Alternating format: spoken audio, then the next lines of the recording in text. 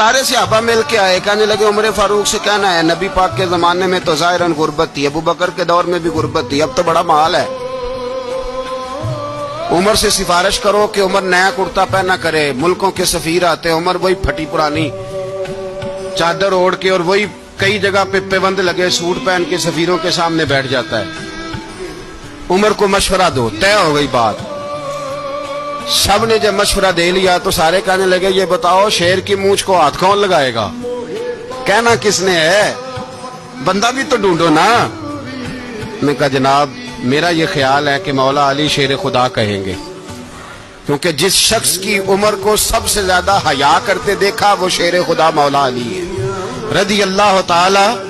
अली कहेंगे इसलिए कि जनाब अली तो कई दफा जब गुफ्तगू करते थे तो हजरत उमर चुप कर जाते थे और फरमाते थे अली ना होता तो मैं हलाक हो जाता। तो कहा अली से कहो। जनाब अली शेर खुदा को बुलाया, किस काम के लिए जी?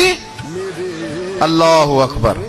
ये जरा आपने इस दौर पे इस बात को जरा लाका जनाब उनसे कहें कि ज्यादा नहीं, एक कुर्ता नया पहन ले। सफीर आते हैं, वजीर आते हैं तो एक कुर्ता नया पहन ले। हजरत अली को बुलाया, फरमाने लगे कोई और बात होती तो मैं कह देता, ये वाली मैं नहीं कह सकता। कोई और होती तो मैं उमर को कई दफा कह देता हूं, जलाल में भी तो सुन, ये वाली मैं नहीं कह सकता।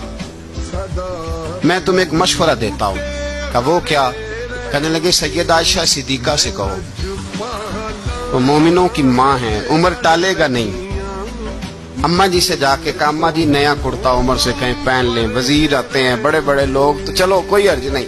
अम्मा जी ने कहा अच्छा कोई बात नहीं मैं बुला लेती हूँ। जनाबे आयशा ने पैगाम भेजा।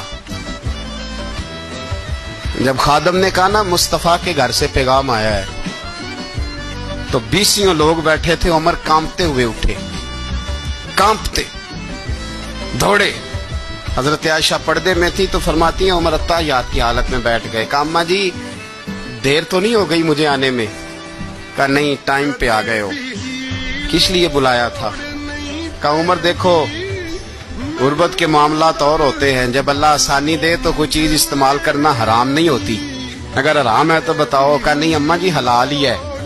तो फरमाया फिर इतने सफीर आते हैं, मुशीर आते हैं, अब तो माले गनीमत बड़ा आता है, ढेर लग जाते हैं मस्जिद में, तो चल एक नया कुर्ता तुम भी पहन लिया करो। और आप नया कुर्ता पहनोगे तो धाक बैठेगी गैरों पर। तो सहाबा का मशवरा है कि आप नया लिबास पहने। अम्मा जी कहती है मैंने हुक्म दिया तो उमर चुप कर गए, गर्दन झुक गई।